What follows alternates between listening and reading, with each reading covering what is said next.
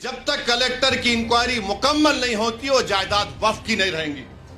यानी मेरी मस्जिद है और मस्जिद को कलेक्टर बोलेगा मैं इंक्वायरी कर रहा हूं, तुम्हारे खिलाफ कंप्लेंट आई तो नमाज नहीं पढ़ना, तुम्हारी दरगाह है तुम फातिहा नहीं करना, तुम्हारा मदरसा है तुम नहीं तालीम दिलाना। बाप की जागीर है कलेक्टर की।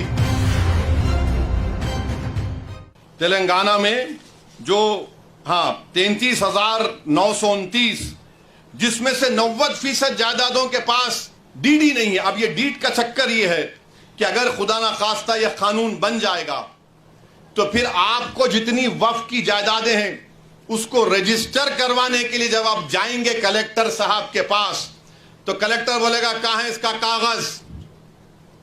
CAA में कागज पूछ रहे, ये कानून में भी कागज पूछ रहे।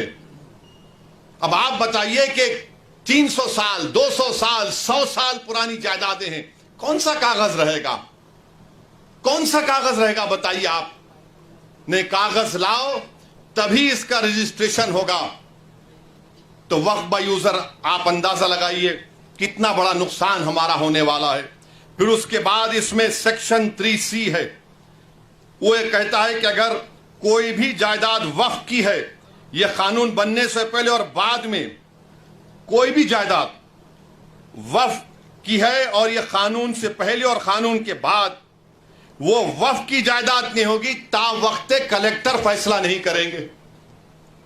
कौन कलेक्टर है ये भाई? कलेक्टर साहब के पास कोई भी जाके बोल देगा कि देखो ये जायदाद वक्फ की नहीं है, ये शिवसेना वाले जाके बोलेंगे, बीजेपी RSS वाले जाके बोलेंगे। कोई कलेक्टर हुकूमत के वक्फ के खिलाफ फैसला देगा? कोई जाकर उसको वो तो कलेक्टर साहब सोचेंगे अरे भाई मेरे को तरक्की करना है। और कानून ये कहता है कि कोई भी अपने ही मामले में जज नहीं बन सकता। अपने ही केस में जज कैसा बनेगा कलेक्टर, जिसको लैटिन में बोलते न्यूमो जूडोक्स इन कॉजा सुआए। अच्छा, फिर कलेक्टर जब इंक्वायरी, अगर आप जाके कलेक्टर को ही पावर दे दी आप कि कलेक्टर को जाकर कोई बोल देगा कि साहब ये इम्तियाज जलील का घर जो है ना वो वक्फ, या फिर कोई किसी का मस्जिद बोले ये वक्फ बोल नहीं है, तो कलेक्टर साहब क्या करेंगे? ठीक है मैं इंक्वायरी ऑर्डर करता हूं। अच्छा, उसमें लव का इस्तेमाल हुआ कानून में, क्या आएंगे? बाप की जागीर है कलेक्टर की कि जो चाहे तरीक़ेकार अपनाएंगे। और फिर दूसरा उसमें सुनिए, दूसरा उसमें बोलते कि कोई टाइम लिमिट नहीं, कलेक्टर साहब जब दिल में आया इंक्वायरी करेंगे, जब दिल में आया नहीं करेंगे। और तरफे तमाशा यह है कि जब तक कलेक्टर की इंक्वायरी मुकम्मल नहीं होती वो जायदाद वक्फ की नहीं रहेंगी।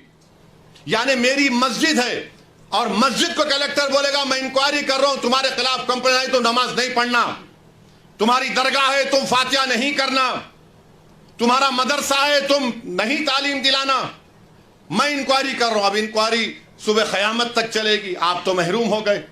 यह कानून में लिखा गया है, याद रखिए।